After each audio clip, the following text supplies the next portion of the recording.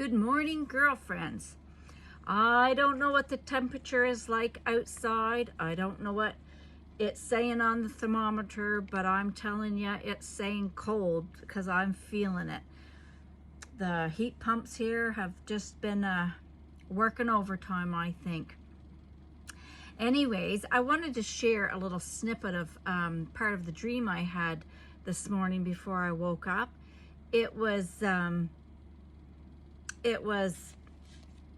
like I was at these people's house and this man had handed a rake to me, and I said, well, I'll try to rake the ground. I don't know what I can do. I said, because I'm in menopause and I didn't think that I was strong enough to be able to move the soil, so to say. So as I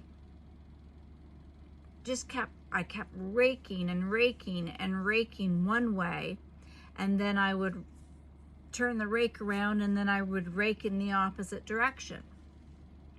So I just kept doing that over and over and over until it looked like the soil had turned over, and it wasn't that hard, light looking dirt. It was a nice, rich soil.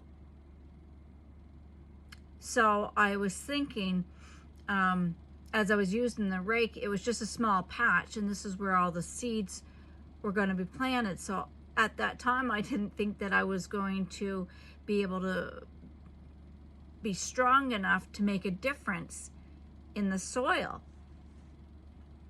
And if anybody knows anything about raking or tilling, it sometimes can be a very hard go. When I was preparing the ground for the garden,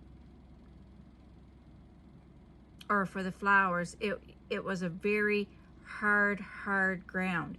And I know that I've watched my dad. I remember when we used to put a garden in at home, he would have this little machine. It was called a tiller, and that was for a bigger job when we were planting our garden, putting the seeds in for the vegetables to grow. And that kind of reminds me to think that there's some times that when we're reading scripture that we have to read it over and over and over again. Sometimes we don't get it the first time that we read it. Sometimes we don't get it after the third or fourth or fifth time that we read it. It doesn't sink in. So sometimes we have to read things over and over and over till it really sinks in. And I always called it's like a light bulb moment. And in Hosea, I was reading in Hosea this morning, chapter 10, verse 12, and this is the New Living Translation. It says, I said, which is God, said, plant the good seeds of righteousness, and you will harvest a crop of love. Plow up the hard ground of your hearts, for now is the time to seek the Lord, that he may come and shower righteousness upon you. So that's the same way when we're sharing the gospel with others or sharing our testimonies with others. Sometimes it has to be spoken over and over again until that other person finally gets what's being said, until it registers in their spirit what you're trying to get through to them, if you know what I mean. I always say it's one thing to read the word and it sits here, but it's when it goes kerplunk down into your spirit that you finally get what the word is saying to you. So that's when it's dropped down into the deeper soil, if you will, of our understanding. if you get what I mean. So that's why it's so important not to give up. Not to give up reading the scriptures. There will come a day that when it's all going to finally make sense to you. I know there's different scriptures I've read for years, and it might have been years later, and I'm thinking, that's what it's meant all this time. I finally got it. I finally got it. So the more you read, the more you dig into the scriptures, the more you understand. And not everybody gets it or understands it the first time or the second time.